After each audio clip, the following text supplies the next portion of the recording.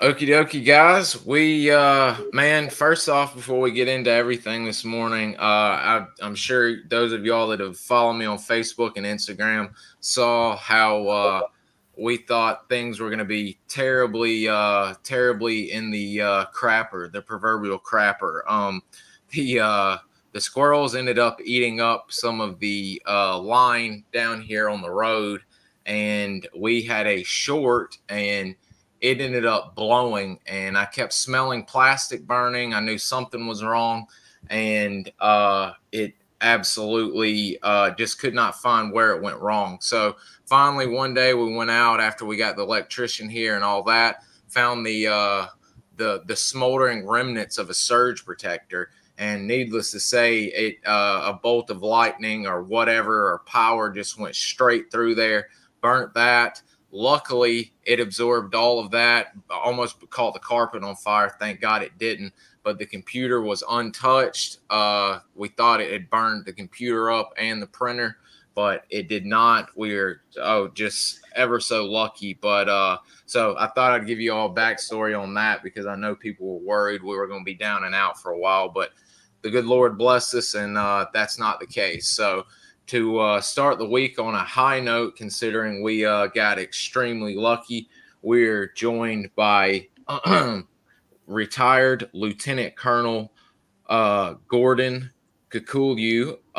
He was a CCN. First off, this is why it's going to be a great guest today. He was in the later stages of SOG when everyone is wanting to been knowing about the later stages and what was going on. He was there in the later stages at CCN/Monkey Mountain. He also helped. Stuck around, stood up, and took over a team with the STD, which was the remnants and the remaining, if you will, SOG-like organization in South Vietnam. So we've got an amazing SOG guest today, but also he served in Korea, El Salvador, Iraq, and Afghanistan. And as I said before, he retired as a lieutenant colonel, and he's an author. And we have his books listed in the show notes, which I recommend all of y'all go check out. He's on another podcast, a little show speaking about his book that I believe he wrote with his wife, and it is absolutely outstanding. And I highly recommend it. But before I jibber jabber too much, I'm going to hand it over to the good current Lieutenant Colonel today. Mr. Gordon, hope you're doing well, and we're just happy to have you today. Well, I'm glad to be here, bud, and hello to everybody who's viewing and listening. And it's really fun to be here. I appreciate it. I guess I'd like to preface it by saying, and it's a bit of a cliche, but it's quite true that I didn't do anything special. I wasn't particularly brave or heroic, but I did have the pleasure and the honor of serving with many men who were, and a lot of them are no longer with us, and which is sad. But time catches up with all of us.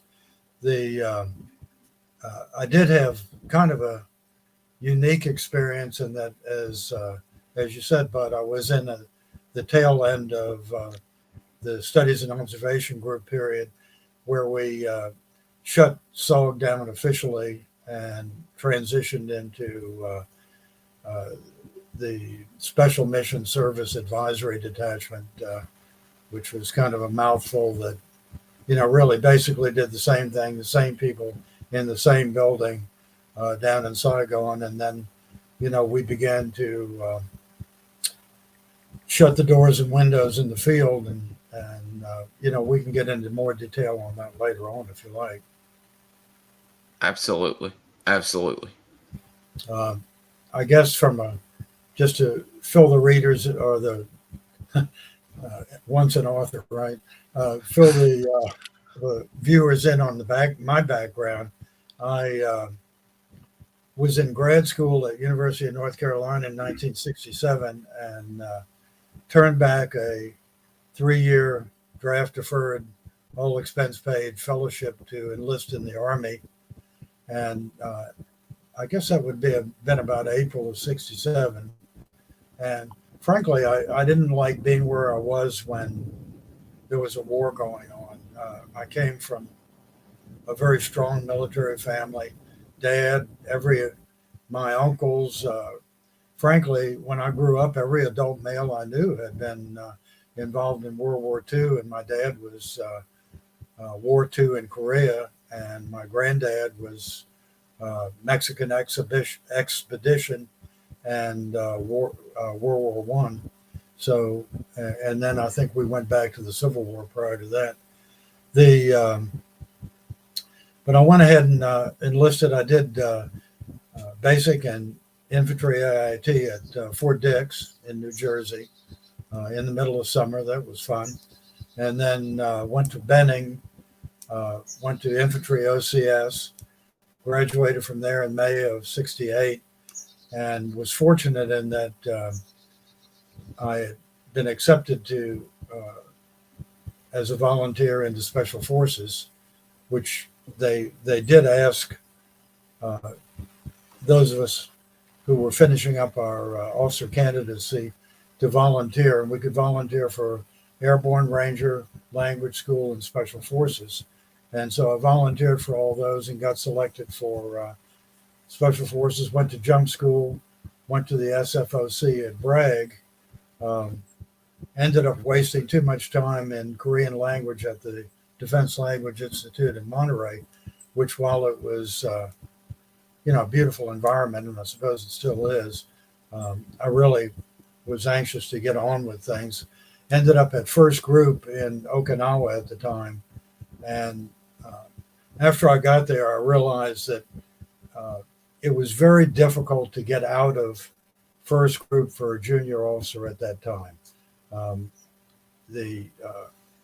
I kept putting in paperwork to go to Vietnam. We ended up, we did some exercises. We did the Foal Eagle exercise in Korea. I took my A team there, and then we were tasked with, which turned out to be quite interesting, with training the rest of the teams in the group in methods of infiltration and exfiltration. So we got real good at helicopter rappelling, the aluminum ladders, insert and extract.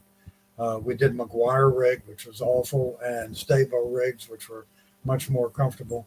But it familiarized everybody, all the operators in the group, with this kind of these kinds of techniques, which later, when I was at the 1-0 school, turned out to be real helpful for me because, rappelling out of a chopper was a breeze after you've done it several hundred times. Finally, what I had to do, which was kind of amusing, was I had one of my friends was in the S1, the personnel section of First Group. And I went to him and I said, look, you talk to assignment officers, what, once or twice a week? And he said, yeah. I said, all right, next time you do, tell them that you've got a captain here, because I'd gotten promoted by that time. We got promoted way too fast in those days. Tell him you've got a captain here who's bragging that he's never going to have to go to Vietnam. And he said, you serious? You really want me? I said, yeah, please do that. 2 weeks later, I had orders. So it worked out real well. It was kind of the negative motivation that you needed for the personnel people in those days, I guess. And what worried me, though, was my orders were to U.S. Army Vietnam. And had I been ordered to MACV, I probably would have been, I would have ridden along with those orders. But at that time, that was in about mid-'71. Things were coming unglued with American units in Vietnam, and it was quite evident. The withdrawal was underway. We were into Nixon's Vietnamization period.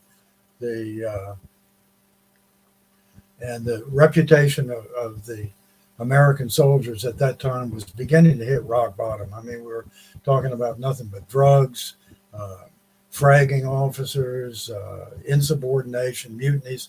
And I said, I just don't want any part of that.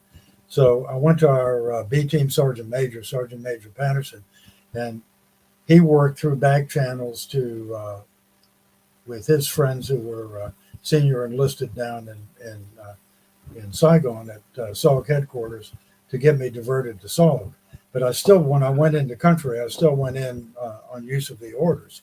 So I had a friend of mine who had preceded me to Vietnam, Captain Chuck Churchill, and Chuck was a medical services corps officer, and when he got there, he was in charge of House 10 in Saigon.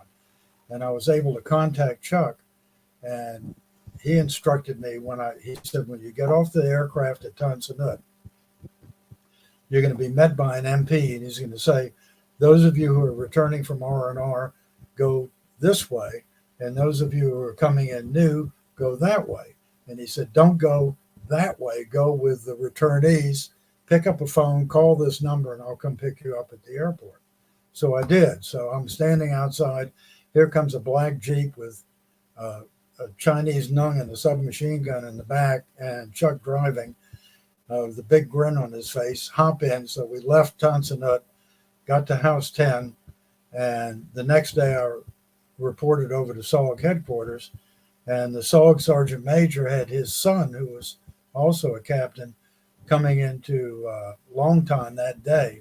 So we drove up there to Long Tan. He went in and told him that both of us were now being detailed to SOG, that forget about the U.S. Army Vietnam orders. And that made him mad, so they made us stay up there for an extra 2 days. And then he came and picked us up, went back to Saigon, and then I flew to Nha Trang. And, well, let me interject one thing, though, I think is critically important. While at SOG headquarters, I had to sign what in civilian terms would be, I guess, referred to as a non-disclosure agreement. And basically what that said was that it was a top secret, highly classified organization. All the activities were top secret. If I revealed anything within 20 years of the date, that would be, I'd be liable for imprisonment in Leavenworth and a $10,000 fine. And in those days, $10,000 was a lot of money. It'd be like $300,000 today or something like that. I think I was only making about $300 a month. You get a new house and put a down payment on that. I mean, that's how. When I just to give you an example, when I went back to the States, my first house at Fort Polk was like $22K. So that would have been, half the house payment right there. And, if you flip that into today's terms, you're talking about six figures easy, as Bud said. You want me to continue on Vietnam or to pull back and talk about the rest of my time in service? How about we go ahead and, since we're on a roll, go ahead and explain a little more like you were doing with your military service, and we'll just hop back in time and get some Vietnam stuff. Okay. Although, actually, since we had a question come up about Vietnam, since you're ending on Vietnam, this right here is a good one. Jason would like to know, what do you remember from stepping into House 10 for the very first time? Cold. The air conditioner was set on freezing in that place. And I stepped in, turned around, and instantly got assaulted from behind by Sergeant Millard Moyer, who was leaving country at that time. And Moyer had been my weapons sergeant in my A team in Okinawa, and had one of the best soldiers I ever knew, and had been on an RT and out of CCC, and in fact had made one of there he is, RT Texas.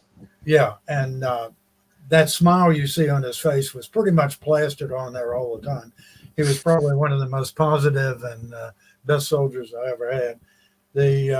anyway, while he was punching me, he was explaining to me that the glories of being at CCC, and then we got serious and retired to the bar and talked for quite a bit. And he was telling me about some of the missions he had run, including the Halo insert he had done, which was probably the first time. I mean, we had heard rumors in Okinawa, but that was probably the first time I had heard verified about the Halo inserts in Vietnam. I don't know if you can see it right here. I'll zoom in for y'all, but well, heck, it's gonna be there. We go. I can zoom in a little bit, but it says right here, it was run. I explained to some of the guys, the very first couple teams were really hand-picked guys that were specialty trained already to do the jumps. Billy Wall, Cliff Newman, Sammy Hernandez, Millard Moy. Gosh, I forgot the other black gentleman that jumped. Gosh, why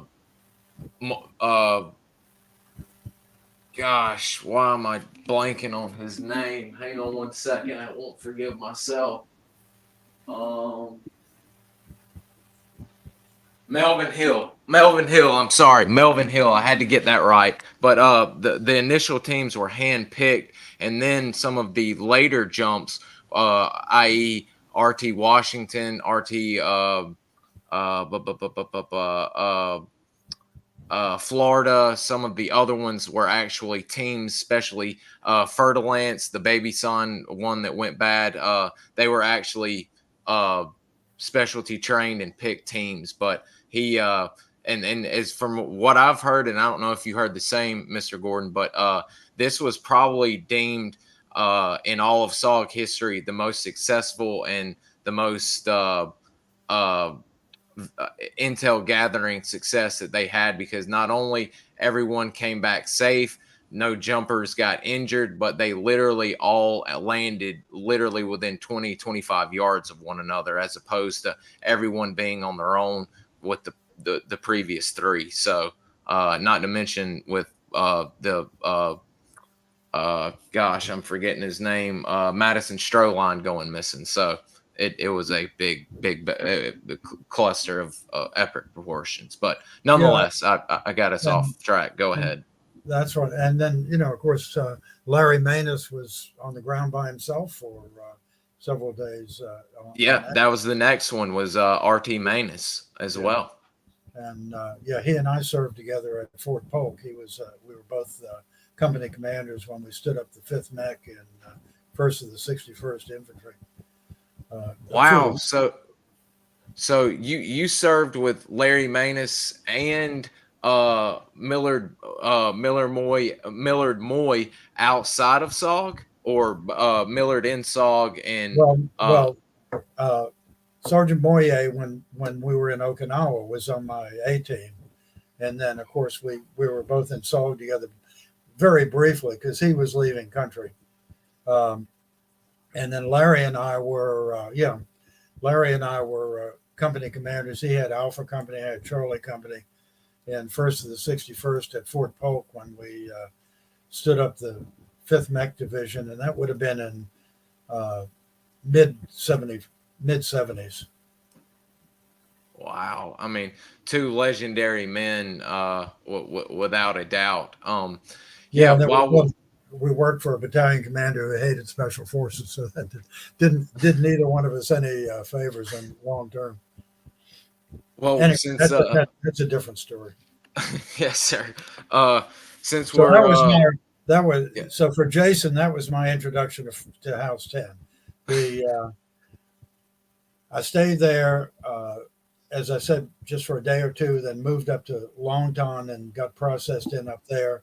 Then Sergeant Major picked us and his son, who was also a captain, brought us back.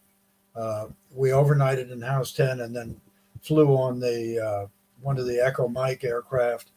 He went to Bambi Tuit, and I ended up going to Nha Trang. In Nha Trang, which, as I said, was not my first choice, but I was desperate to not be assigned to what in those days were considered failing American units. I mean, it was just, the reputation was awful. It's hard to believe how bad particularly those of us who were in special forces, how bad we looked at these other units at that time, because they were a shadow of their former self. And I think it was the attitude among the soldiers that no one wants to be the last one to die in Vietnam.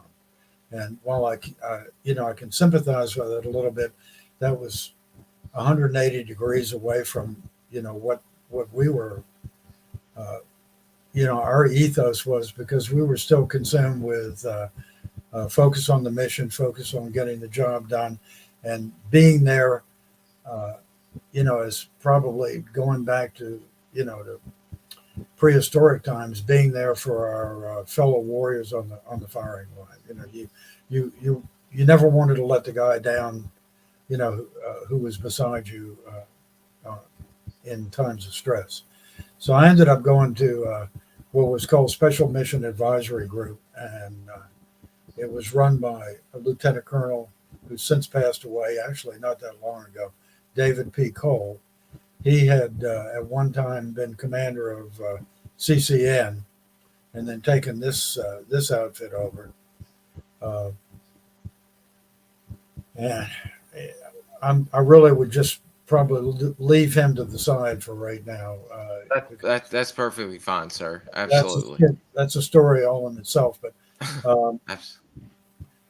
lead it to say I got off on his bad side, which was really good for me, because the first thing he did was, since he was mad at me, he punished me by sending me to Camp Longtan to put our Vietnamese through their equivalent of the Recon Team Leaders course, and then I got to follow on through the American Recon Team Leaders course, which turned out to be the very last one for run by for U.S. only, and that would have been probably fall of '71. And one thing you have to forgive me, and I guess I can plead old age on this, and the fact that we weren't allowed to keep any kind of notes or diary or any of that stuff. I kind of wish we had, because a lot of times my dates can get a little confused. But I know that was about fall of '71, because Dad had a heart attack. I had to come back for emergency leave, and then get back there in time to finish up with the Viets, and then start our own 1-0 school. Now, with the Viets, you mentioned you went through the last 1-0 school. Was it a conventional, so to speak, last 1-0 course, to where it was all the Americans that were still in the country? Yes, it was. We had. I went down there, and I had with me were Sergeant First SFC Connor and Staff Sergeant Durham, and we went down there and we monitored the Vietnamese, our Vietnamese Special Mission Service team, which was primarily LLDB, Vietnamese Special Forces, and they were in their equivalency of SOG, and we put them through a 1-0 school. In other words, they went through, we did PT with them in the morning. We attended the classes. We did the missions with them and everything. And there's Jim Butler. And then once they graduated, they moved up to Kontum, and Connor, Durham, and I stayed and joined an all-American group from everywhere. They came from all the different SOG units, and from captain all the way down to Spec 4. And we all went through the last of the American 1-0 school, and we had some pretty outstanding guys there. I remember one of them was who later was on RT Nebraska at CCC, was Spec 4 David Blow, and David was actually not SF qualified, but had come in from one of the American LRP units, and did real well. Nebraska ran all NVA, as I recall, and the we had several others who were there that really did well. Some went up to CCC or to CCN. A few were out of Bambi Tuit, but Bambi Tuit was beginning to shut down at that time. They shut down first, and then Kontum and Danang at about the same time. One of the things I would like to bring up is when I went down there to CLT, Camp Longtime, I ran into a friend of mine, dear friend of mine, who I had known back in the States, First Lieutenant Charlie Flott. And Charlie had been running out of CCC or CCS out of Bambi Tuit. And he was later riding the Echo Mike 2 aircraft that crashed when it took off from Bambi Tuit and was headed for Kontum. And I'll tell that story later on because I missed that flight by 10 minutes. But that was the last time I saw Charlie alive. And of course, you didn't know it at the time. Joe Slifka was in my 1-0 school, and Joe got killed out of CCN. I probably remember other names, but I specifically remember this name. I thought Newman Ruff was your teacher, or did I get my? No, I met him. I met him in when I came back when I got up to Kontum. But Bob McNair was my language. Oh Lord, okay. I've got we had Howard Sugar on, who was Bob's he was 1-1. He was his 1-1, and he was also the 1-1 on that Halo mission that Washington took. Absolutely. What a mission that was. Sergeant Sugar had already left country by the time I got there. Oh wow. And I think it's hard for me to piece together the timeline because I wasn't paying attention at the time. But while Sugar was still at CCC, I guess they had disbanded RT Washington. Yeah, there's McNair. And then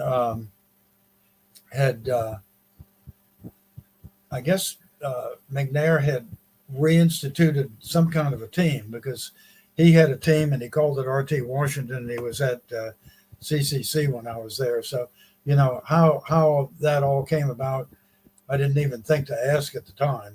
It didn't occur to me. But he was my, we were divided at the 1-0 school into notional recon teams, and each one of us had like a faculty advisor, and he was ours. Well, this is a good question because we've had Howard on, like I mentioned before, guys, and if you've not seen that, it's an amazing one. And we've got Moose Gross's son, Scott, on, who said hello, and he's in touch with Bob's son, by the way, if you'd like to, if I can link y'all up. But Bob was known for being a absolute stud and a PT fanatic, especially after being Ranger qualified before Vietnam. Jason was curious, was he still that way, getting y'all a lot of PT? And if so, what was it like? Was it still, running, lifting weights and all that, or had he kind of calmed down? While we were a long time, we didn't do a lot of lifting weights. Well, one of the things we had to do every day, which they had a rappelling tower right next to our barracks, and it had one side you rappel on, and the other side had an aluminum ladder. And what we were required to do every morning before we go for a run was to put our load-bearing equipment, weapon, and rucksack on, and climb up and down that aluminum ladder twice. And that, which was good. It was good training and good PT. We would run around long time, but we didn't, it was very confined there. We didn't leave the base at all. So we'd just run in circles around there. Later, when I got up to Kontum, And McNair was there back with his group. His 1-1 at the time was First Lieutenant Larry Liebrock, and Larry and I had been in the 1-0 course together too. Wow! And so they were busy doing a lot of PT, and I didn't really PT with them because we were at that time I was more focused on the Vietnamese, getting our Vietnamese up and moving and launching, and because they were still doing the cross-border stuff. At that time, the Americans were no longer, going across the fence. All of the recon teams that were still active at Kontum were doing in-country work, mostly in the Play Trap and Nha Drang valleys. I did get to do a strap hanging mission with a couple of them, but I was never on a, never want to give the impression that I was ever on a recon team or anything. But you'd get a chance to participate from time to time if their schedule, if they wanted you to go along, they'd invite, and if you had the time, you could do it if you weren't tied up with the Viets. Our Vietnamese were mostly launched out of Plagerang. We'd take them out there. They'd do a launch site out there. They had their own Covey, although they did tend to fly with U.S. FACs at the time, the O2s, the Cessna pusher-puller aircraft. I was also, they were trying to get me to learn what it took to be a Covey rider. So I was riding with, at the time, with John Plaster, who was finishing up his tour over there. And he was trying, not with a great deal of success. He probably wasn't the best student in the world, but he was trying to get me as smart as he could on, being a Covey rider. And he left country on December 5th of 1971. And the way I remember that is because on December 6th of 71, we got rocketed about 7 o'clock in the morning. And the first rocket that came in hit the Covey battery and landed right on his abandoned cot, his bunk, where he would have been had he stayed an extra day. And it ended up killing one of the Vietnamese who was in the barracks, and badly wounded Sergeant First Class Dennison, who was in there also. I remember they had him finished up when he left. Another great Covey rider, codenamed Gromit, just an outstanding Covey rider.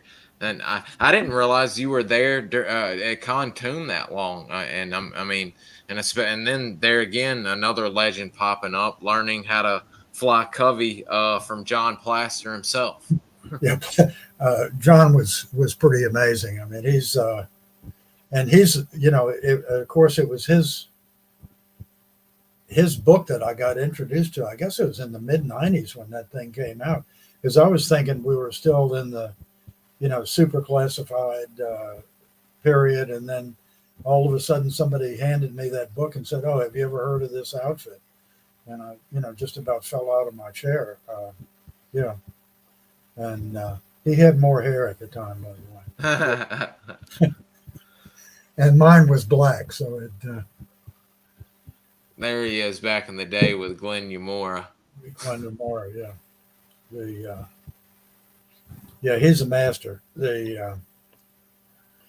But after he left, I rode with a couple of the others, and then began to ride with some of the, just by myself with some of the MACVSOGs who were flying out of Pleiku that picked me up at the airstrip there in Kontum, and then would go out and check on our Vietnamese teams, and and meanwhile, I mean, we were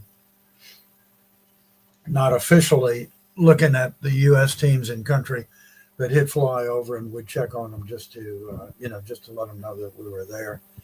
And we were there. One occasion I got to watch from the right seat of there when they put together one of those daisy cutters, and they put the Pontoon Hatchet Force in, right after that and then Sergeant Bill Werther was on that hatchet force, and Bill had been not on my A team, but we had gotten close, and he was in Alpha Company of First Group when I was there in Okinawa. So with you, how long exactly were you at Pontoon? It seems I didn't realize you were at CCT that long. I think I was there through the new year. I remember for sure we had Christmas there because Newland Ruff was lobbying to be inserted on Christmas so that he could get in a firefight on Christmas Day. I don't think hang on, let me turn this thing off. That's fine. There's Mr. Werther right there in his leggings down there at CCC with the combat recon. It's actually combined recon platoon, but that's Mr. Werther. He's quite a guy. I probably was there, as I said. This is where they get fuzzy. I know they moved us all up to Danang after, and I'm pretty sure it was after the first of the year. I think pretty sure we did New Year's in Pontoon, and when we got up to Danang, we lived with the Navy at Camp Fay at Monkey Mountain, and we'd commute down to Marble Mountain every day. A lot of the guys were still down there. George Cottrell, who had been on my A team in Okinawa, a few of the ones that I had run into in 1-0 school. Unfortunately, Sergeant Keeney, who had been a medic, and we were real close at 1-0 school. He ended up, dying in CCN under very strange circumstances, and that was pretty sad. So, and then it was after I got up there that Joe Slifka had gone in and been killed on extract of one of his missions. He had apparently, when the helicopter crashed, he had gone into a creek and stream and had drowned. But at least that was what I had heard. I don't know. Never did find out everything about it. But part of what we were up there for, which was the kind of the tragic part, as it turned out, was that we were supposedly turning CCC or CCN over to the Vietnamese, to our counterpart organization, and this would have been their headquarters organization, which was Colonel Cole's counterpart organization. Now it was several months before he came up there, and so we kind of got a break not having him around for a few months, and living with the Navy. And the Navy at Camp Fay, well, there was another SOG outfit up there run by Major Calvin Gore. And Cal Gore was also killed on that Echo Mike flight out of Bamituit on the way to Kontan. He was a super guy. I got real good friends with him. And they ran some kind of, I think it was all Vietnamese teams, and they may have sent them up north. I don't think it was Earth Angels, but I'm not sure what the code name of their program was. Then the nasty boats that were run by the Norwegians, the SOG fast boats, were run out of Camp Fay, and also the Viet High, the Sea Commandos, and the Sea Commandos had a Marine captain and Navy SEAL lieutenant. I always get the Navy ranks back afterwards, but the equivalent of an 03. And when I was up there, that was Tommy Norris, and Tommy was the one who rescued the Colonel Hambleton out of Bat 21, got the Navy Cross for that, and eventually got the Medal of Honor on another mission in which he lost an eye. And Tommy was a super SEAL. I mean, high-speed low drag, as they call themselves nowadays. And but he was very, yeah, there he is. His hair is turned too. Um, he was running some very hairy missions out of Camp Fay, and I never was able to go with him, but I was able to go with some of the other Sea Commando missions that we ran in the waterways, primarily south of Danang. There were a lot of, the river tent. Yeah, that's a Tommy I knew when I was there, and with his Vietnamese captain, who the Vietnamese went with him up there to rescue Hamilton, and was awarded our Silver Star, which I think he may have been one of the few, if not the only, Vietnamese officer to receive that. Certainly well deserved. It was a very daring mission. Absolutely. And anybody who wants to forget the movie was awful. But, terrible. The book Bat 21 describes the mission in detail, and it was much more authentic. But so I was able to do a little bit there with those guys in the riverine missions, and essentially what we'd do would be to take RB-15s, the rubber boats, the 15-person rubber boats would have silenced or at least suppressed outboard motors on them, and launch them in these rivers, and then go upriver and find a place on the bank and pull the boat up on the bank and do an ambush for riverine traffic at night. And then that's where I first began to work also loosely and more closely when we got up north in Hue City with the Provincial Reconnaissance Unit. Oh wow! With you out on missions and everything, I don't think we've asked, or I haven't seen the question come up. But what are you using a Car 15 at this time, or are you got the M79s? What are you guys using? I personally went with the Car 15. I loved it and wish I had mine still. 30-round magazines were tough to get. So the idea was if you burn through a 30-round magazine, you're trying to put it in your leg pocket of your jungle fatigues. 20-rounders were pretty easy. You could just dump them and not worry about it. But Car 15, I had a Randall knife that I'd had for years. And then we would carry on my body and my pockets, I'd have a signal mirror, a rag, a signal panel, strobe light, morphine in a left side pocket, along with Green Hornets, dextroamphetamine sulfate in case you needed to take that. The compass would be on a dummy cord around my neck in a pocket. Things that if you absolutely had to strip yourself down to nothing, you had that. Then on our load-bearing equipment was based not on the conventional web gear that the Army issued, but we'd use a stable rig as the basis for the web gear. You'd strap the knife on there, a first aid kit. I'd use, and I'm sure most of the others did too, canteen covers for magazine pouches because you could fit more in them. Grenades. I typically would carry 1 or 2 smokes, a Willie Pete, and a bunch of frags. Always 2 canteens of water. And I was, I only weighed 155 pounds at the time. So by the time you put all that stuff on, you hardly had room around the belt.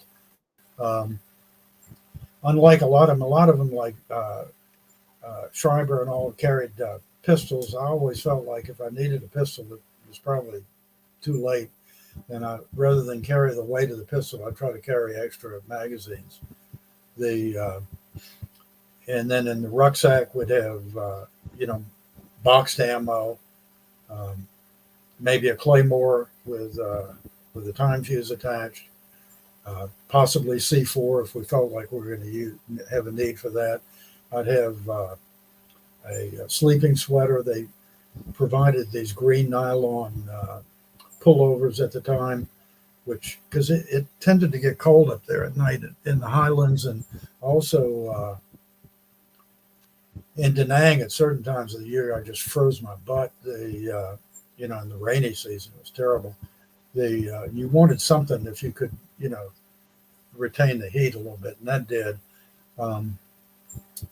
I never wore a hat in the field, but I carried a boonie hat in my leg, one of my leg pockets in case it rained. I hated to get rained on my head.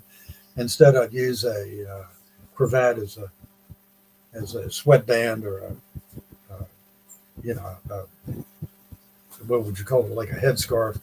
And then I'd put another one around my neck because they were always good if you needed a tourniquet or, later when I was embedded with soldiers in Iraq and Afghanistan, they've got these really super duper tourniquets that you can carry now and put them on yourself if you have to. We didn't have any of that. I wish we had. I'd carry a pen flare. That went in the pocket also. Speaking of the tourniquets, I don't mean to interrupt you, but I've No, got some please do. photos of the guys. Oh, don't worry about it. We're No, glued in. This is informal, so don't worry about it. We noticed some of the by that time it had become TFAE1, I believe it was called, when they went from CCN to having the black ball caps. But some of the guys ended up getting some of the uniforms with their allergies, blood types, and then would have tourniquets built into like the almost like you had a collared shirt to where tourniquets were like coming out of the collar, like you were tying a tie, but there'd be tourniquets. Did you see any of that happening? Did y'all get tourniquet? I saw it, and I think they'd get them from the medics. I never carried one. I probably should have. It would have been smart. But because even if you don't want to, even if it's not for you, you could it might be for somebody else, and it's always good to have those kind of things. It turned into Task Force 1, 2, and 3 advisory element. I mean, it's just stupid, the semantics we went through, but it's and we're still going through the same old BS. It doesn't. I suspect when Leonidas took his Spartans to Thermopylae that somebody was changing the names of the unit on the way out there too.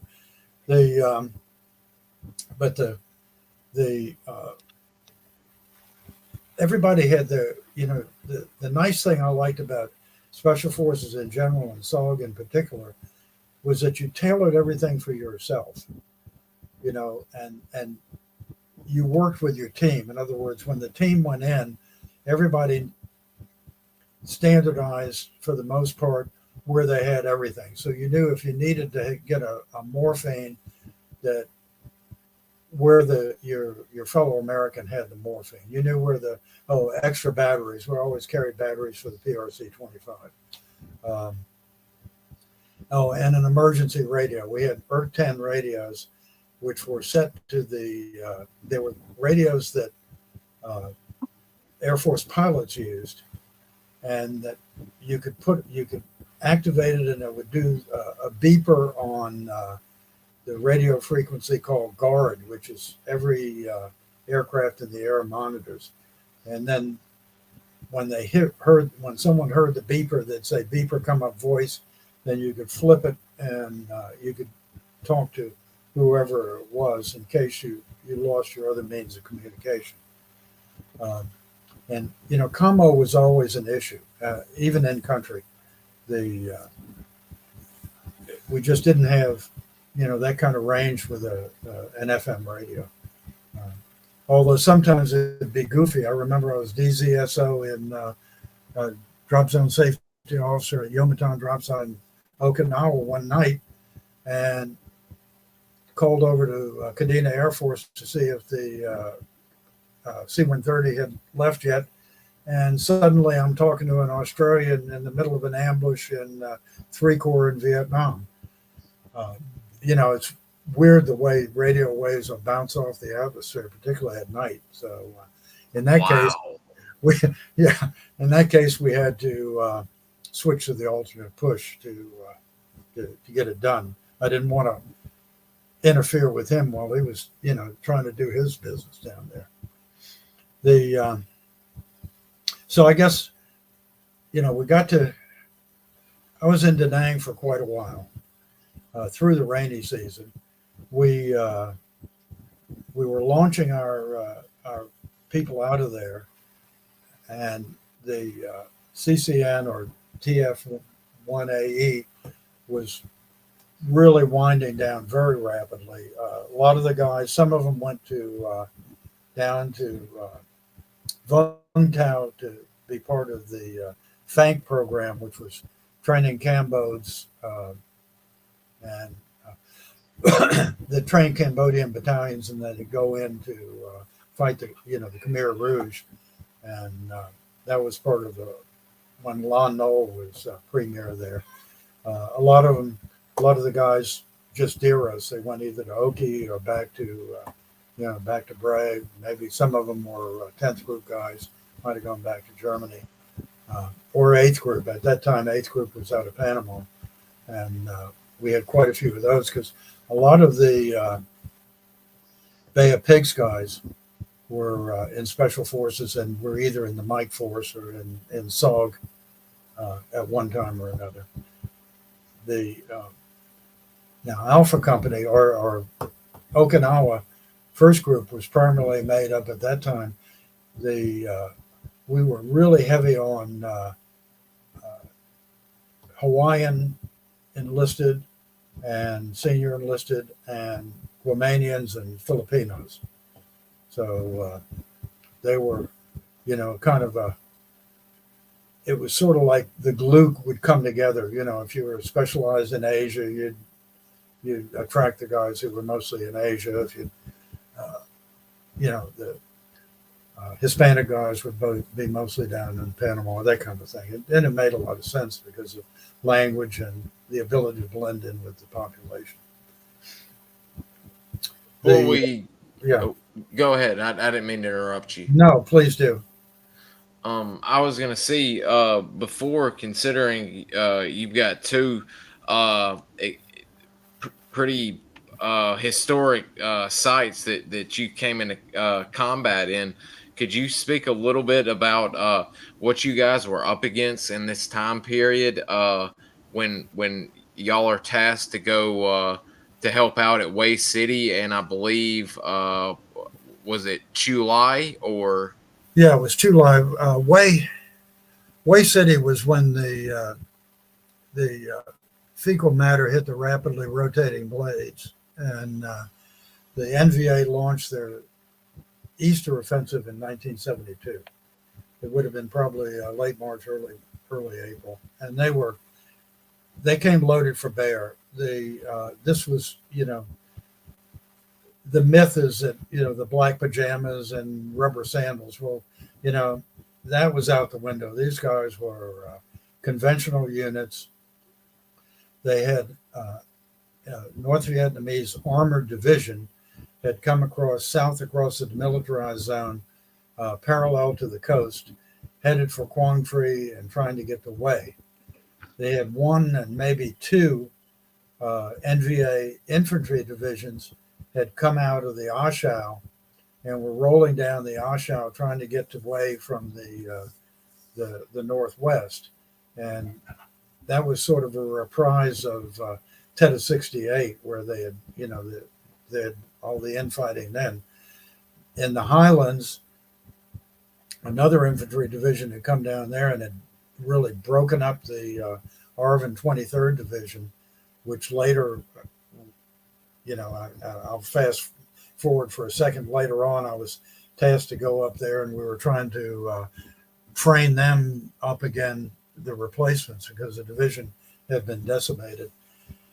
But we were tasked, myself, Gene Hanratty, who was a captain at the time, and I were tasked to go with our Arvin team to Hue City to set up reconnaissance programs, because what the mission at that time was going to be to take our Arvin Recon teams and put them in and try to find the flanks of the incoming NVA infantry divisions, and that was a legitimate mission for the Arvin Recon teams. We also had a team up at of Arvins up at Quang Tri, and we ended up having to go up there and rescue them and bring them back. Well, by the time we got to Hue City, the first Arvin division had already been overrun, and many of the fire bases like Bastogne and the others that had been occupied by the 101st. The 101st had pulled back, of course, as part of the Vietnamization. The 1st Arvin Division had taken over, and in many cases, the Arvins had been overrun and kicked out of the fire base. And so Hue City was being shelled routinely and around the clock by our own artillery, which the NVA had captured. And the interesting thing about an artillery piece is that it doesn't have any nationality. You can flip it around, and if you know how to shoot one, you can shoot them all and adjust it. Now they didn't have they weren't really trying to hit anything other than the city at the time, and it was mostly H&I kind of fire, but it was fairly constantly going on. The MACV people had from I Corps headquarters, what was left of the U.S. and the Vietnamese, had moved up to the old imperial capital of Hue, and they were headquartered up there. We were across the Perfume River. We were south of the Perfume River in what looked like it may have been a school or a convent or something, but it was a two-story building and had a square inside, and we couldn't launch helicopters from there. We would go to what was probably a soccer pitch outside of the outskirts of the city by a school, and we would launch the teams from there. And whenever we'd launch from there, usually they'd throw a few mortars or rockets at us just to get our attention. I guess the thing that I remember most about that period was there were very few Americans around. There were a handful attached to the Cords program, which was over at what had been the MAG headquarters there in the city, and we would go over occasionally and sponge drinks off of out of their bar. And then there were a few that we knew from having liaised with them in Danang that were up in the old city, the imperial city. It was interesting because there were still signs from the legacy of Tet 68 there. I mean, I have a picture somewhere of a faded graffiti on a building that said "Down with the American Imperialists."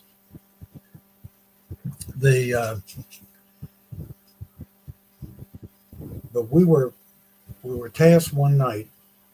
We were supposed to put our teams in on 4 birds that were going to go across the Perfume River, fly northwest up toward skirting the edge of the Ashau, and put them in along the Ashau in 4 different areas to try to find the flanks of the North Vietnamese division.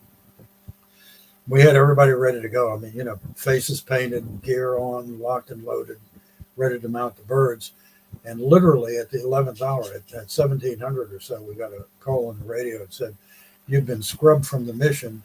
The Vietnamese Airborne Ranger Battalion, which has been brought up into the fight, they're going to do the mission." So we were all, as you might expect, you're let down, you're complaining, you're pissing and moaning.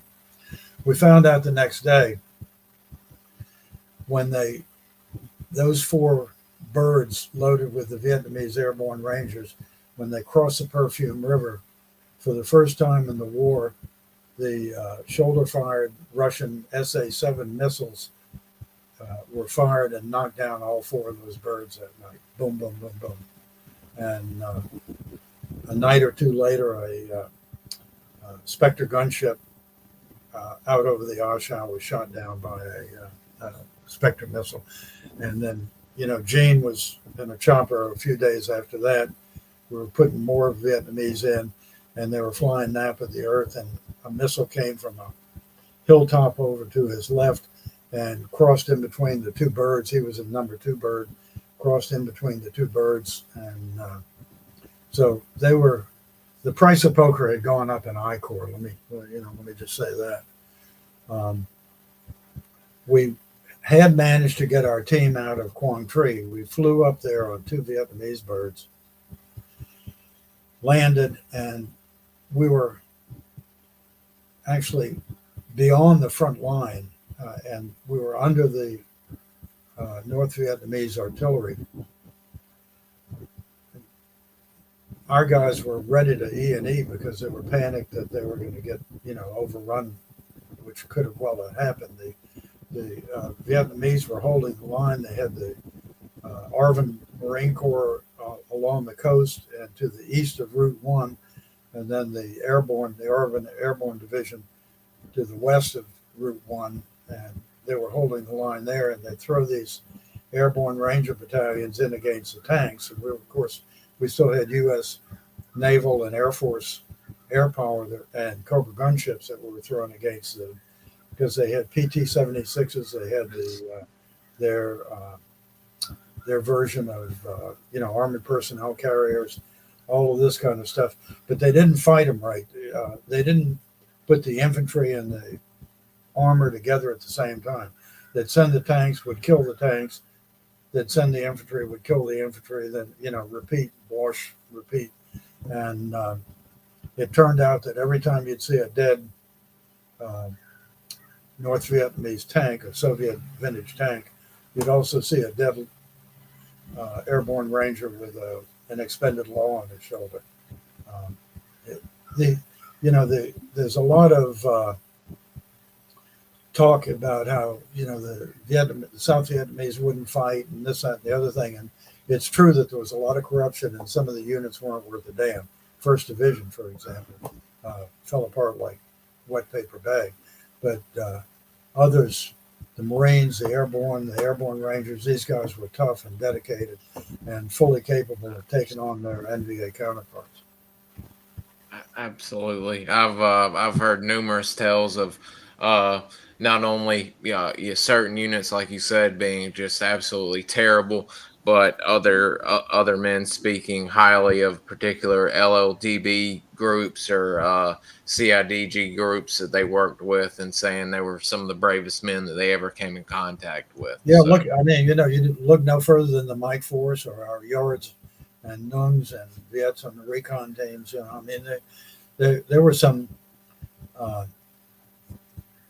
It's still painful to think back on how we betrayed them and left so many of them behind.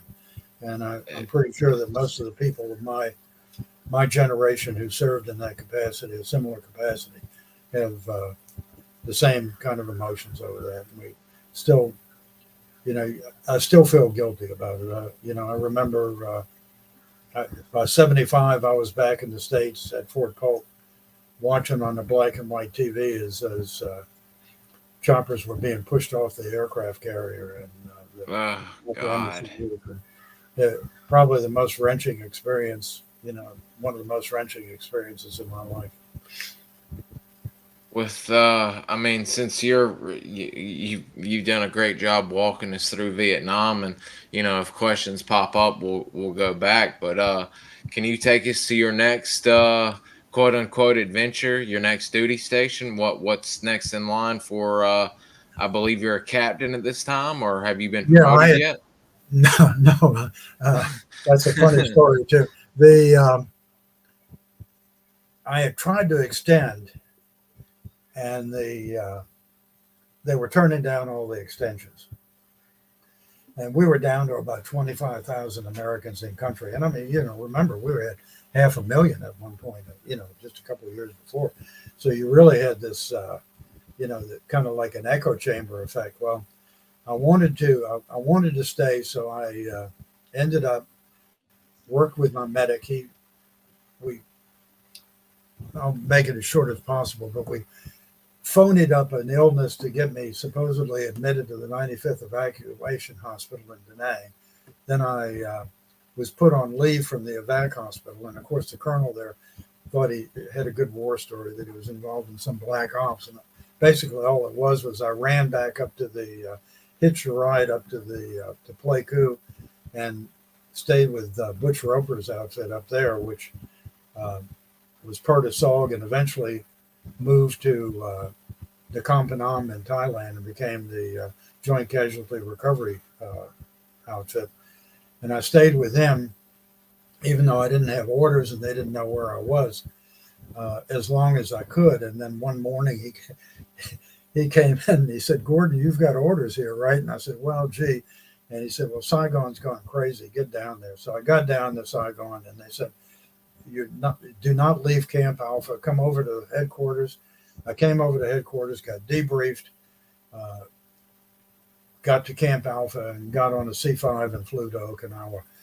But anyway, my real assignment after that was to the Infantry Officers Advanced Course at Fort Benning. Did a year there. I had, when I finished it, I had to have knee surgery because I had injured my knee pretty badly in Vietnam, and had to have medial meniscectomy and some other work on it. And, and that over the years has turned into more than 6 operations and 2 total knees. But, that's, I don't want to sit here and cry in my beer. It just happens.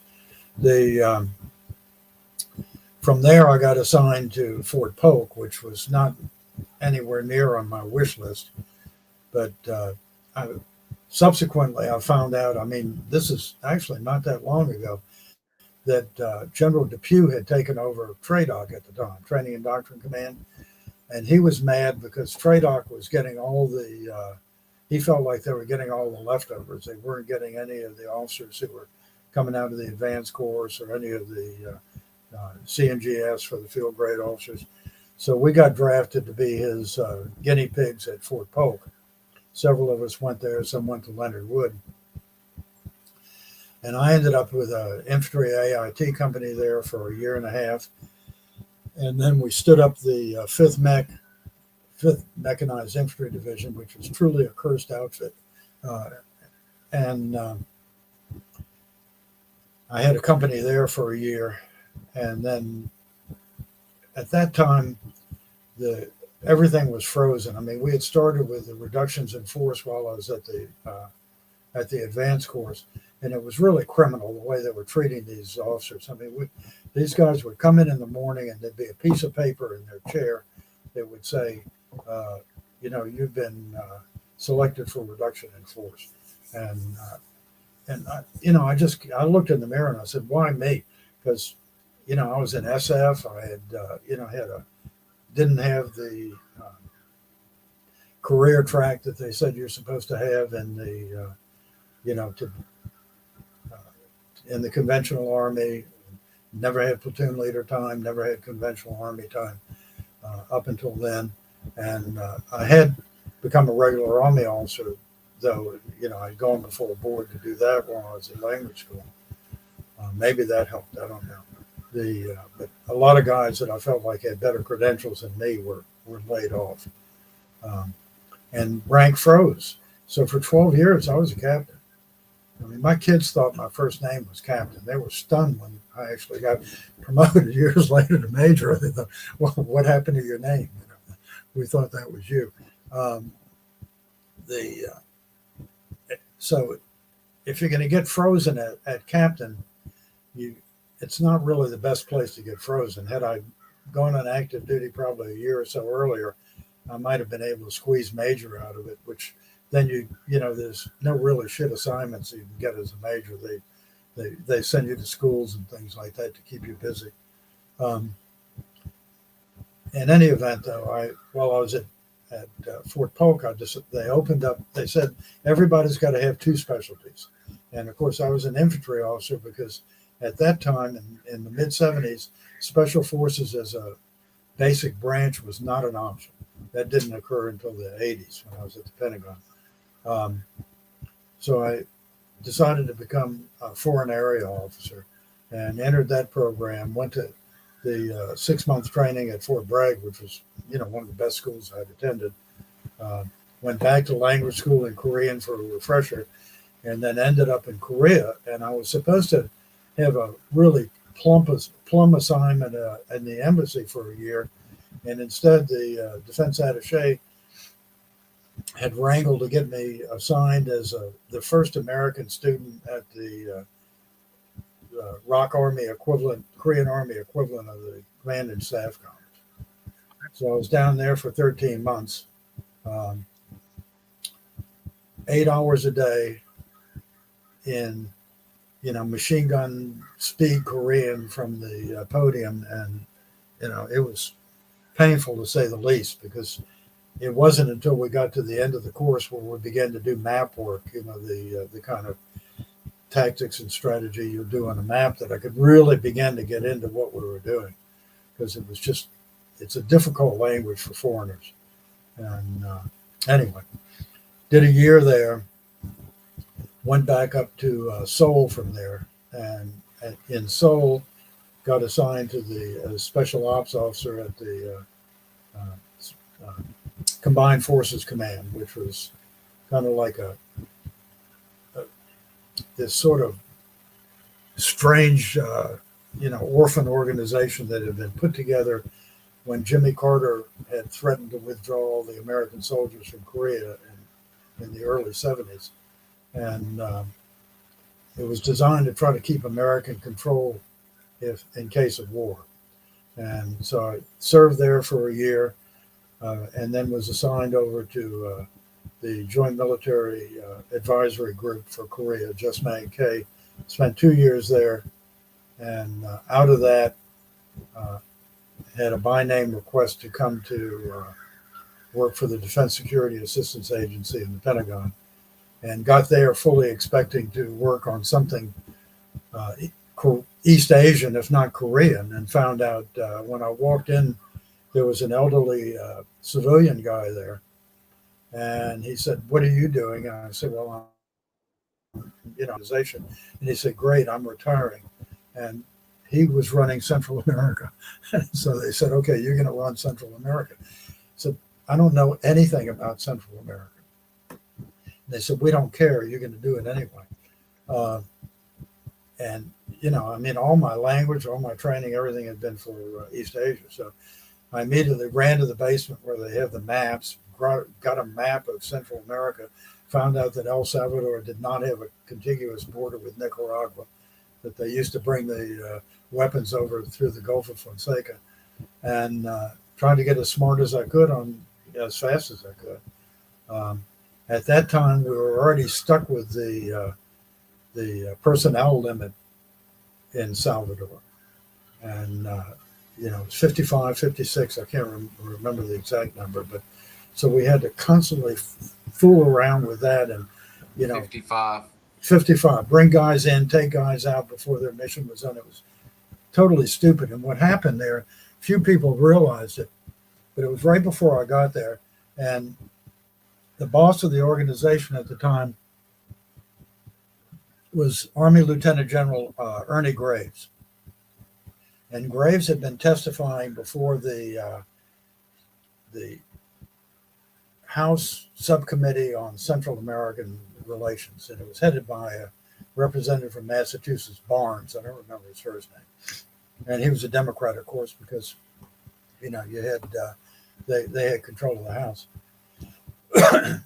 and so they were very hostile to everything we were doing in Central America, and they were constantly trying to say, "Oh, well, you guys are just doing this so you can have a reprise of Vietnam. You can build back up, and we can have another war in Central America." And in the questioning, he was being questioned at one time, and one of the congressmen asked, "How many people do we have? How many advisors do we have down there right now?"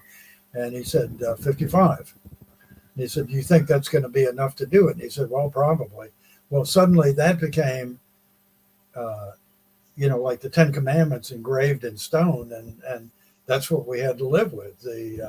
That 55, totally arbitrary, totally accidental. I'm sure General Graves had no idea when he said that he was stepping onto a landmine that would continue to haunt us for years. And but it did. So I was back and forth between, fairly frequently, monthly maybe, within the region, because I had everything south of the Rio Grande and north of Colombia. And of course, given the situation at the time, my priorities were Salvador, Honduras, and Panama in that order. Nicaragua was already over to the communists. The Ortega brothers had that. And, we were doing everything we could to try to keep the insurgency in Salvador from spilling into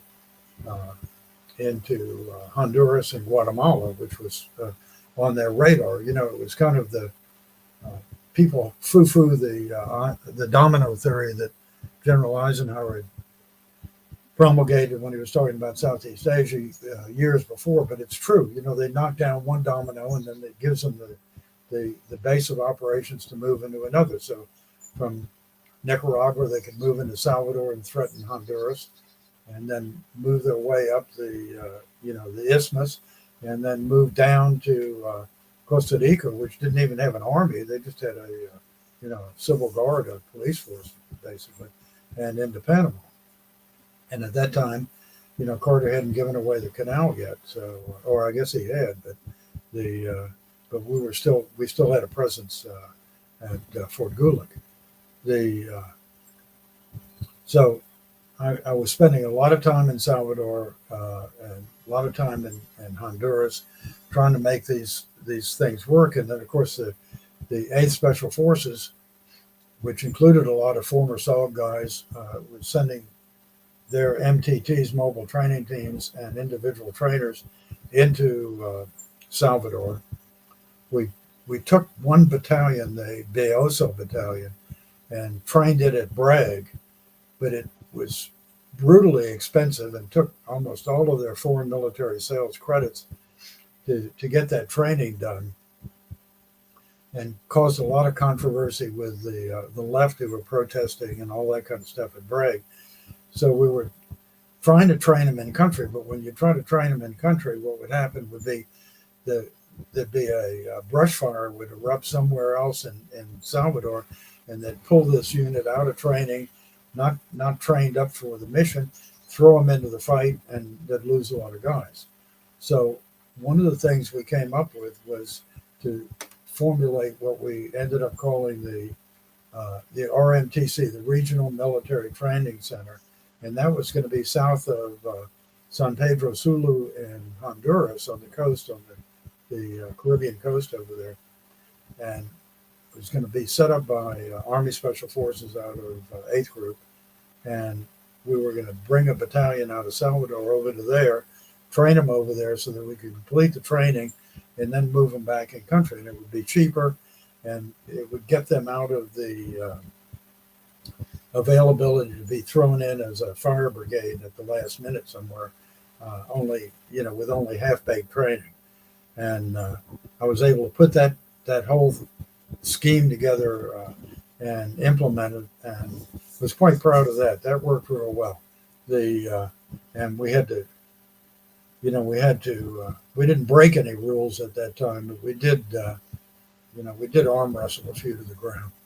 But we got it done, and we were able to begin to work around that the restraints of the 55, because by having been able to train these guys outside of El Salvador, we had no constraints on how many trainers and advisors we could send to Honduras to do the work over there. So that worked pretty well. That worked out real well. And I think the legacy of that, after I left the position and moved over to the State Department, the legacy of that continued with more American buildup in Honduras, where we were actively training regional forces, particularly the Hondurans. So it was an interesting time, and I was trying to work on my limited Spanish while at the same time, learning the ins and outs of the foreign military sales system and the politics of the region. It was as we say, may you live in interesting times. With you, I don't mean to jump back in time, but we there was one interesting story I hope you can speak about during your Korea uh, tour, or whatever you would like to call it, TDY or what have you. Could you speak about the Foal Eagle exercise in 1970? I believe you ended up Yeah, doing a static line parachute jump. I was on that one. Yeah, several of us did. The Foal Eagle at that time was an unconventional warfare exercise, and it would be run primarily by teams out of Oki, and of course we had the Special Forces Detachment Korea. Yeah, that's Sergeant Harold Lane on my right there. He retired he was my senior engineer, and I understand he retired as a command sergeant major at Fort Bragg out of one of the engineer brigades, and fully well deserved. Of all the people I've served with, I'd have to say he ranks among the very finest. Just a super soldier, and again, that you can see his attitude there. It reflects on his face. He just was never down about anything, and just a great guy. Totally competent and fully mission oriented. And I obviously I've lost track of him over the years, and I hope he's still with us, but I don't know. You can see he was somewhat older than me there. Anyway, back to Foal Eagle. We also had SINGPAC representatives would come out and participate. From Hawaii, the Command-in-Chief Pacific Command would send some usually mid to high level officers out there to observe, and we would work it with the ROC Special Forces. Alpha Company in Okinawa was heavy with Korean linguists, so we were, our Lieutenant Colonel Commander Zach Ouija at the time. Zach was the commander of the ground force units, and we had Tony Salandro's and his Halo team from Bravo Company in Okinawa was out there. And I think we had a couple of Charlie Company teams out there too, but it's mostly our guys. And we were all given an AO. Our isolation was around the Sungnam area, outside of the Taejon Air Base, around that area. And it was, pretty crude stuff. I'm sure a lot of that had been constructed in the Korean War. And we did our, area study, our brief back and everything else. And we had these mythological areas that were cut out of different parts of South Korea that were, we were supposed to jump into and to set up a resistance movement, and, pretty much classic Special Forces mission. And so assigned to us were a Captain Kim and a Sergeant Kwon, who were from the Korean National Tae Kwon Do team. And they had both done Tae Kwon Do demonstrations for the Shah of Iran in Tehran and for LBJ when he had visited South Korea.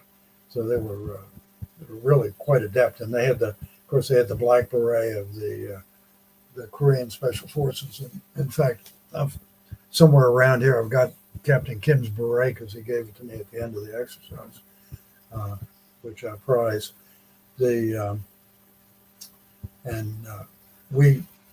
did our thing, we did our briefing, and then we got on the aircraft at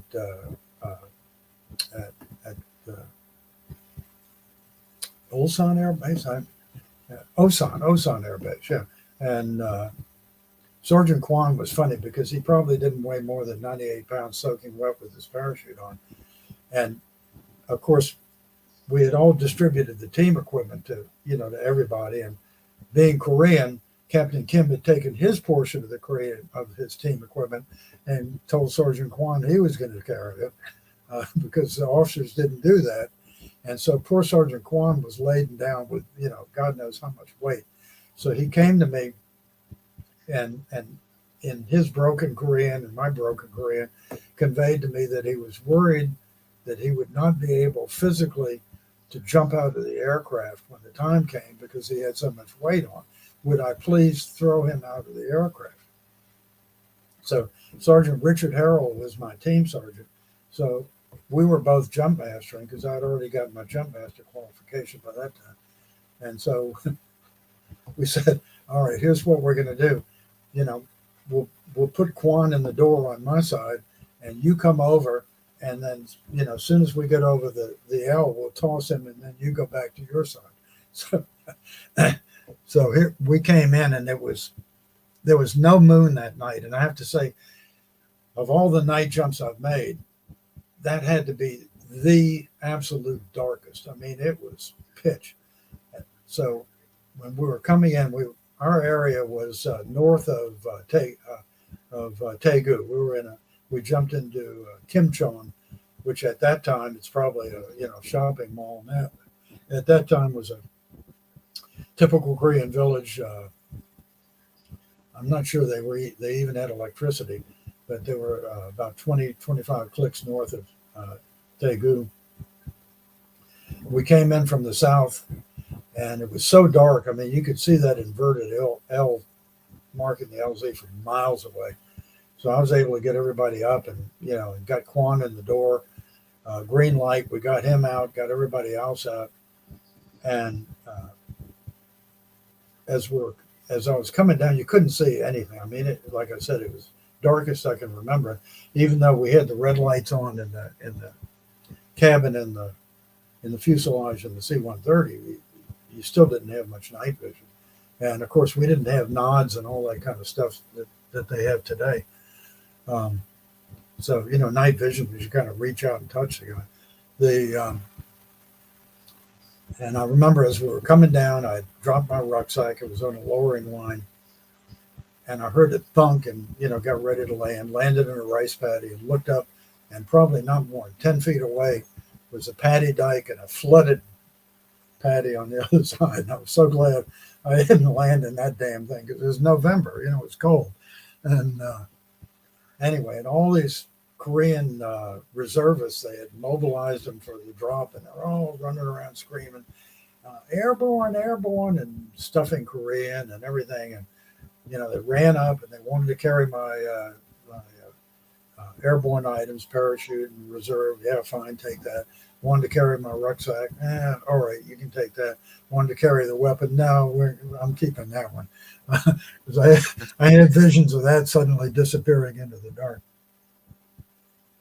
So we landed and, and got assembled and everything else. And it was interesting because the DCSO commented after we all assembled. He said, I didn't know you had jumped until your first guy came into the lighted area around the lamps. He said it was so dark that he didn't even see our parachutes silhouetted against the sky, which you can almost always see in even with starlight and stuff like that. But and then our radio operator, Sergeant Souveny, who later went to OCS and was in the 173rd Brigade, and has since I learned unfortunately passed away of a heart attack 2 years ago. He lost the radio. He crashed into the somewhere in the dike and in the paddy mud, and we never found it. But other than that, we got everybody together and we went through the exercise. We did pretend things that you do on exercises and all, and we had gone to Ulsan, and then we came back to Taegu. So we kind of tried to get the whole AO in at the time. Sometimes on foot, sometimes we'd hitch a ride. It really kind of depended. In a lot of ways, Captain Kim was kind of, I won't say running the show, but arranging things, if you know what I mean. Mm-hmm, mm-hmm. And then we ended up, we took the we were supposed to be flown back, but we ended up taking the train to back up to the base. to right near Osan Air Base, and then got off there, got linked up, went back to Okinawa for our debrief back there. But it was a very interesting exercise. We would do that. Other teams would go. We had MTTs to the Philippines. We had ski training in Japan, which, of course, I didn't get to go to that. We had the rough terrain jumping in Taiwan. We had one of the teams go there. Tony Love and some of the other. He was a solid guy. He went on that one. One of those trips we had. When I first got to Okinawa, we still had an occasional team go on what was called Snakebite, which was the mission where they would go to augment. Typically, I think they went to Danang. I think they went to CCN. And there were a few CCC snake bites. Tony Love was one, actually. And CCS, for that matter. Yeah, I knew he was down at Vanuatu. And then when I was at Camp Faye, I remember a team had come down from Okinawa to Camp Faye, and candidly, I don't remember what the hell they were supposed to be doing down there. I think they did a little bit, but everything was. It was like a house of cards collapsing. Everything was shutting down so fast, and we were so compartmentalized that rumor control was rampant. You never knew what was going on unless you got it from somebody who actually came and told you. We were told Chief SOG, who at that time had Colonel Preston had taken over. And I think he was the last Chief SOG. He had put out the word there's not going to be any more helicopter rides for Americans. So if the base is attacked, you E&E with your vets, with your people, your little people. Years later, when I was embedded in Iraq, I had one of the soldiers ask me, "What's the difference, between us and what you guys were, doing?" And my immediate answer was, we were always cognizant of the possibility of a ground attack. That and in numbers, not in just some Taliban jihadi attacking the gate with a VBET or a S-vest on or something, but with regiments, with divisions in some cases, and that was just not something that, other than a few isolated fire bases, certainly in Afghanistan and in Iraq, that the guys normally worried about. There weren't these mass formations of enemy on the way to attack them. But we've got a few questions pertaining to Vietnam and El Salvador before we get into some of your some of the stuff you actually wrote a book about. People are curious so far. How many CIBs have you been awarded? Just the one from Vietnam. From Vietnam, yeah. Okay. When I was in, I don't remember if the guys were even getting a CIB in Salvador. Maybe after the mid '80s. It seems to me there was a real problem with that because it was all political, of course. If we get CIBs, then we have to admit we're in a fight and all that. I don't know of anybody. So far, I don't even think I've spoke to Leon and Dennis, and I don't think Leon got being one of the 55. I don't think he got a CIB. Of course, he gets credit for being there, but I don't think he got a CIB for that as well either. There was a lot of shooting going on too. Those bases were under a lot of attack, and and some of those FMLN, those formations were pretty good size. They were they were capable of taking on a Salvadoran battalion or overrunning a camp. And a lot of our guys were in pretty severe firefights on those camps. And then, I had mentioned to you prior to starting the podcast that my friend Al Schaffelberger, who was a Navy SEAL attached to the mill group down there, he had been assassinated right in front of the university, waiting for his fiance to come out. And, I had dinner with him just a week or two before. The Colonel Wagelstein was constantly in fights because he would go out to the fire bases, the Salvadoran fire bases, and spend a day or two out there with them, trying to assess their combat readiness. In the hotel we stayed at, we used to stay at the Sheraton there, and in the coffee shop, two American labor leaders had gone down there to work with the Salvadoran unions or something. And, they, I guess in their naivete, they didn't realize the labor unions in Central America are identified at that time by the government as being part of the communists, along with the liberation theology priests and nuns from the Catholic Church. And they were the enemy. And the thing about Salvador, it's a very violent society. Look at MS-13 today. Oh, yeah, absolutely. Super violent society. And neither side believed in fighting the other guy twice. Mm-hmm. So if you were under their gun, you were dead. You're going to die. So, in that coffee shop, a Salvadoran lieutenant walked in one morning. The two labor leaders were having breakfast, and he gunned them down right on the spot. And then the nuns had been killed outside of Salvador. Archbishop Romero was gunned down on the altar of his cathedral. The death squads on both sides would go out every night, and it got to the point. I haven't told this to a lot of people.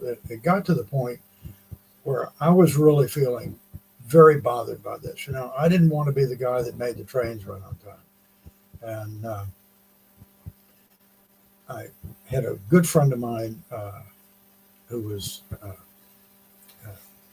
Felix Vargas, who was a Foreign Service officer who had been a junior Special Forces officer in Vietnam. And he and I were pretty close. And I went to Felix one day and said, Felix, I'm getting ready to go in and tell him I need to do something else. I don't want to be part of this. And he said, give it some time. Give it a couple of days. Well, in that time, George Herbert Walker Bush, who was the vice president at the time, went to Salvador. It was a trip that was kept very quiet. I'm not sure the press even realized he was there. And he met with General Flores Lima, who was the military commander, pretty much the authoritarian government in Salvador at the time. And Bush told him, he said, we have drawn the line in the sand at Salvador, but it's our line and it's our sand, and we can draw it anywhere we want. And if you don't stop the death squads, the right-wing death squads, we're going to draw the line in Honduras, not here. And, you guys you're on your own. And overnight, that shit stopped. And it was just boom. So all the atrocities then, instead of having this moral equivalence that the left likes to throw out at you, suddenly our guys were playing by the straight and narrow, and theirs were the ones who were doing, all the atrocities. And so I was able to, keep on keeping on at that time. But it was a close run thing, and we're always credited with not having a conscience, with being just military automatons. But a lot of guys that take that stuff very seriously, and we were trying. Yeah. Did any of your a good question here? Did your experiences in Vietnam come in handy in El Salvador? Oh, quite. Yeah. I mean, absolutely. And I would say that with everybody. Our guys who came into Salvador had particularly the NCO Corps had years of experience working with Indich, both in the ones from yeah, in in Vietnam and with Cambos, with Nungs, Yards, Vietnamese across the East Asia region, and then from the 8th Group guys all across the Central and South American region. So they and all of this, it's it doesn't repeat necessarily, but it rhymes, and you learn techniques that are going to work here are going to work there, and you learn that even if you have a language problem, if both sides are willing to cross that gap, you can make it work. You can find you can do sign language, you can do demonstrations, you can do all kinds of things. And fortunately, we had a lot of Spanish speakers, good Spanish speakers. A lot of them were natives, like I said, the Cubans, the Bay of Pigs guys, Nestor Pino, Johnny Lopez, the whole slew of these guys. The Max Gomez, who was a nom de guerre for what's his name? Anyway, he's the one that got Che Guevara with when that time came. Felix Rodriguez. Yeah, Felix Rodriguez. I met him out at Ilopango Airport. He was wow.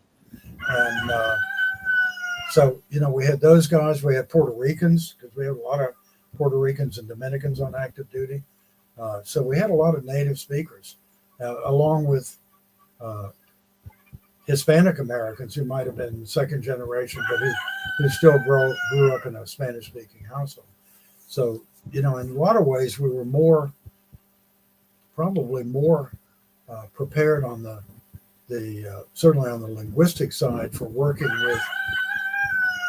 with the sorry about the rooster, with the locals there than we were in Southeast Asia, where almost everybody had to learn a language, or at least part of the language.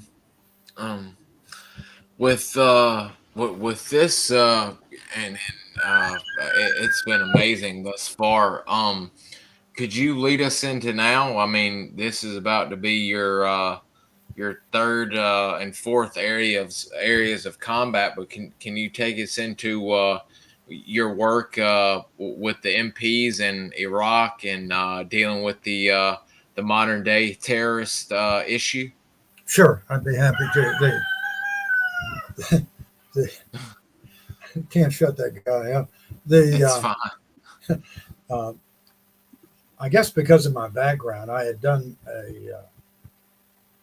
found an agent years ago in 2003, I think, and she said, if you can do a nonfiction book on North Korea, I'll sell it. And I didn't want to do just North Korea. I wanted to do to juxtapose them. They have North and South Korea standing aside each other, so we could see why one worked, why the other didn't. So my first book was Separated at Birth, How North Korea Became the Evil Twin, and that came out in 2004. Then after that, I began to fish around, and I was doing media, and I had done, when the Iraq War broke out, I was doing daily commentary on WCBS Channel 7 in New York City on the Iraq War, and I'd been doing a lot of radio and TV, mostly Fox News appearances on prior to that on what was going on in post 9/11, and I had been in Manhattan on 9/11, so that that kind of helped. But anyway, I was kind of fishing around for another subject, and I didn't want to go back to Korea. So I said, if I go back to Korea, I'm going to be labeled as a Korean guy from here on out. And I had been asked to participate in what at that time was the Department of Defense program, where they had a bunch of retired military and CIA guys who were in various, we were across the political spectrum. I mean, we had some hard lefties and some hard righties and some in-between guys. And, officers that were on MSNBC and, some of the other quasi, ultra left-wing venues, and, me on Fox and a couple of others. And I've been asked to participate in that. And as part of that, in, I think it was late June, early July of 2006, we got to take Air Force Two down to Guantanamo, which was really nice. And I highly recommend, if anybody gets a chance to fly in Air Force Two, take it. It's it sure beats economy class in the back of a 737. And the VP wasn't with us at the time, but we had his airplane. So we went down there and we spent the day, got the whole tour, and I came back and wrote an article for American Enterprise magazine, and it was so well received. I said, well, I'm going to do a book. I'll do a book on Guantanamo. And I went back 4 or 5 more times over a period of a couple of years, and that one came out as Inside Gitmo, The Truth Behind the Myths of Guantanamo Bay. And one of my main contacts at Guantanamo at that time was a military police colonel by the name of Baumgartner. And we stayed in contact, and he later deployed and went to FOB Justice in Iraq. They're separated at birth. And so Baumgartner had contacted me. He said, you really need to come to Iraq and see how MPs are being used, because it's totally different than what you've been accustomed to in your time in active duty.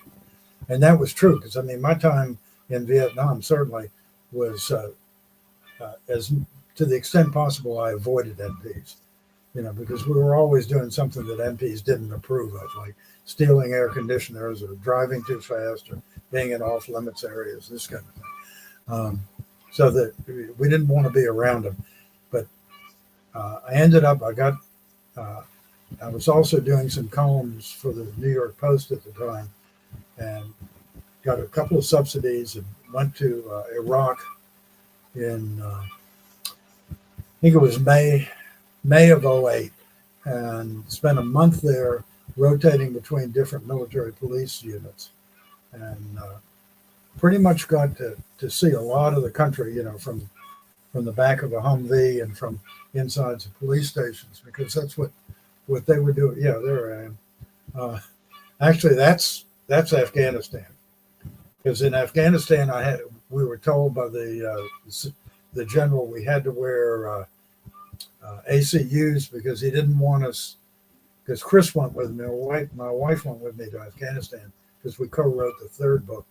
And he said, I don't want you in civilian clothes, because the Taliban might think that you're a high value target and put you in their sights. So but since I had ACUs on, I went ahead and put my combat patch on and my special forces tab, my blood type, of course. And that was kind of fun. And I'll do the Afghan deployment in a second, but when I spent a month there with doing the different MP units, and went to Abu Ghraib, Salman Pak, down to some incredible ruins built by the Persian Empire 2,500 years ago. You really want to, I'm a historian and probably an amateur archaeologist by bent. I was dying to get out of there and start poking around that stuff, but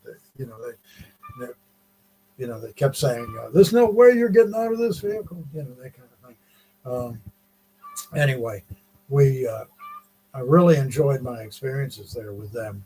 And when I came back and talked to Chris about it, because we were working together at the time, and we both agreed that there was no way we could really do a book on MPs in the war on terror justice unless we were embedded in Afghanistan and see what they were doing over there. So in 2010, she and I both went over.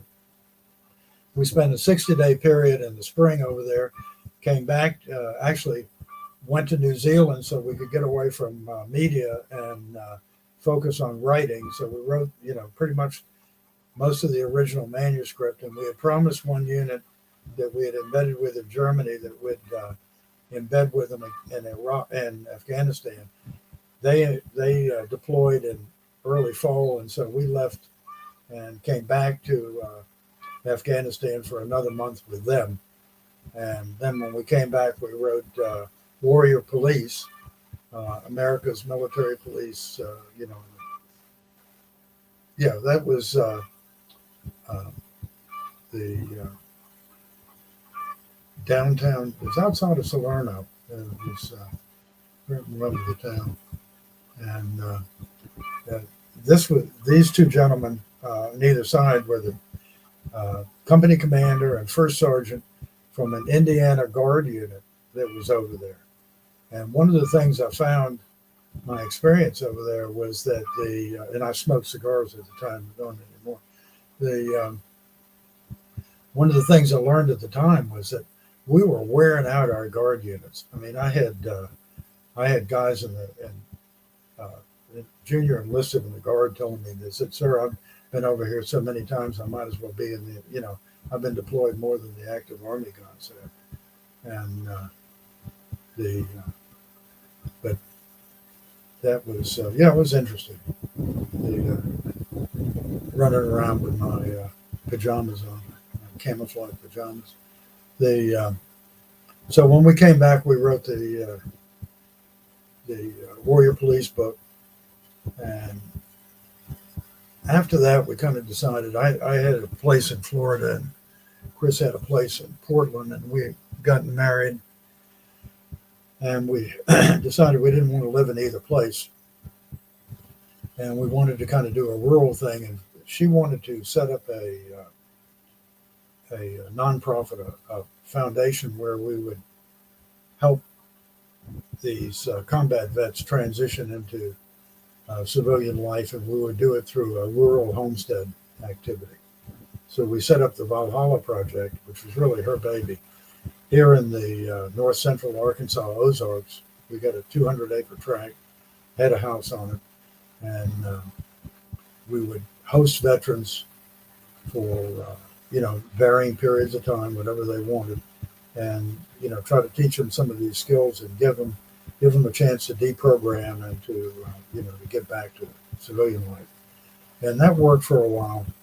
And then we had a couple of not so pleasant experiences, let me put it that way, with some of these guys. And then in 2017 I ended up having a coronary, and so until I recovered, I've recovered now, so I'm good to go. But for a few months after that, I had to watch what I had to do, and that's when I unfortunately quit smoking cigars and miss it to this day. So I'm watching Bud smoke his cigar, viewers, and quite willing to reach through the camera and rip his lungs out for doing that in front of him. But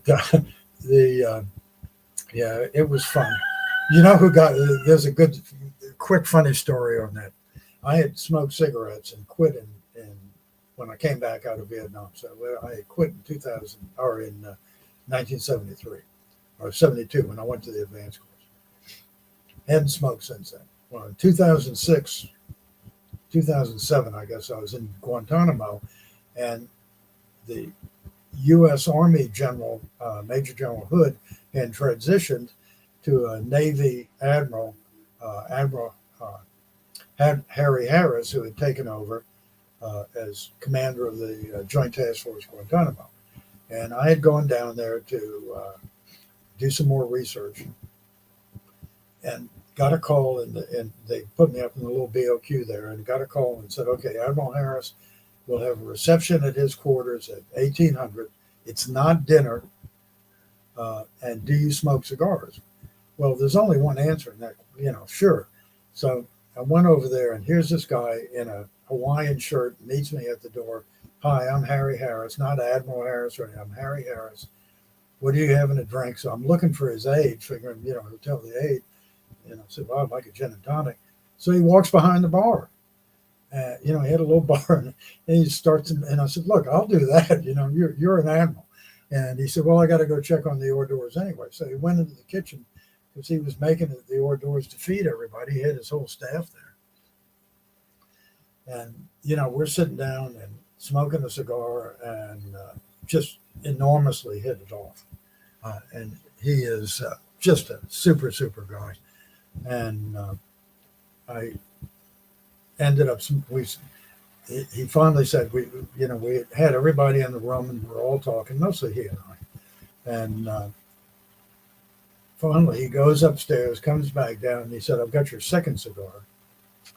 And he said, now you and I are going to go out and talk on the deck. So we went out on the deck and smoked the second cigar. And really had, for someone where we had just met each other, as if it was one of these rare occasions where you're talking to each other like you've known each other for 10 years, that kind of thing. Wow. And then I saw him again on another visit to Guantanamo, then had visited him up in Washington, D.C. because he had become the N6, which is, I guess, communications and internet stuff and all that. And he hated that job. And I told him, don't worry. I said, Harry, you're going to be SINCPAC. And sure enough, he was. He later became Commander-in-Chief Pacific, and then was from there was appointed as ambassador to Canberra, Australia, and then later became ambassador to Seoul in South Korea. And wow. I don't have his email anymore. I wish I did. I'd love to stay in touch with him, but I'd even visited him. Well, I guess when Inside Gitmo had come out. By the time he had moved back up to DC. But I'd also, he had been Southcom too, because I visited him in Miami when he was down there. They had moved Southcom up from Panama after they closed all that stuff after we got kicked out. And I was living in St. Augustine at the time, so I was able to drive down there and spend time with him at his house and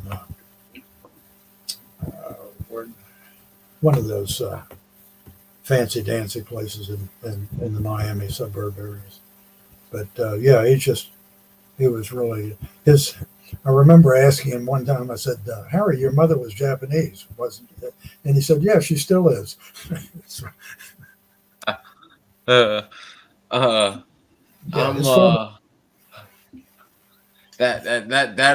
admiral, what a guy. He sounds like he is just one heck of a guy. I'm glad he ended up getting SINCPAC. I've started sharing, and I'm going to be putting the Valhalla Project and all of your books in the show notes. I've gotten one already, the MP book, but I've got to get your Korea book and all of that on there. Well, be advised, we did close down Valhalla. It's not in operation. Okay. Well, I've got a few podcasts that you spoke about it and all that I think people might find interesting. Yeah, that's fine. You can put them up, because I was doing, I guess, I don't even think they called them podcasts at the time, but, Yeah, it was like a radio interview that it says right here. Also, I had put up some video things. Maybe it was YouTube. I don't know. Chris used to handle all that stuff. And, those are fine. If you stumble on any of them, put them up. But just be advised, we just ended up for a lot of reasons. Part of which, my God, I turned 79 last month. So, you kind of get to the point where you say, you've handled enough business. You've done enough. We're running a homestead here, and we've got chickens, as you've heard. Turkeys, just like with the dogs all around me telling me it's time to. We got 4 dogs, and 3 of them outside dogs, 1 of them an inside outside dog, and a cat. Oh, you're getting close to us. You don't quite have me beat. You've got more wild animals, but I think I've still got you beat on animals overall out down here. I'm not sure. We've got about 20 sheep. I'm not sure. Well, you've definitely got us beat on farm animals. As far as dogs, rescue dogs, and cats and all that, I don't know if anybody can beat me on that. I've got and we're about to be getting some chickens in because sadly one of the church ladies has leukemia and she's just not able to take care of them. So looks like I'm gonna have I love eggs, so looks like I'm gonna have my own little supply of eggs here soon. So I'll tell you what, after being 10, 11 years of this, it's hard to imagine not having chickens and ducks and these kind of critters around. It's just, they're not only are the practical use from the eggs and meat if we take them out and whatever. I mean, our sheep, we've got hair sheep that could be milked if we had to, and of course we could take we take the rams out occasionally, and for processing, but it's just that, as because you're an animal person, but people who are around animals find that it transforms your life. You have a relationship with something that's not human, but you begin to realize not only do these things have their own thoughts and their own emotions, but they have their own decision making processes, and each one has their own personality, even the birds. And and it's just kind of crazy, but I don't think we could imagine life without them at this stage. No. I don't know. Sometimes I complain and think, oh my God, I start my morning and every evening feeding and walking and all that, but I honestly don't know what I'd be doing if I wasn't, taking care of animals. So I'm right there with you completely. I hate to say it, but that's why they're walking around. They are ready to eat. That's how quick. That's how their clock is. I was wondering, would it be all right if we maybe plan a part 2 for you to join us in a week or two or something, and we close down for today? If you think everybody, there's enough interest out there. Absolutely, sir. I mean, we're always interested in hearing from men we haven't. Get down, girl. Get down. She's bad on it. It is time, man. But we're always interested in hearing from y'all. Well, I think that the I'd really like to get with your audience, especially a little more detail on the closing days of SOG, which we just really began to touch on.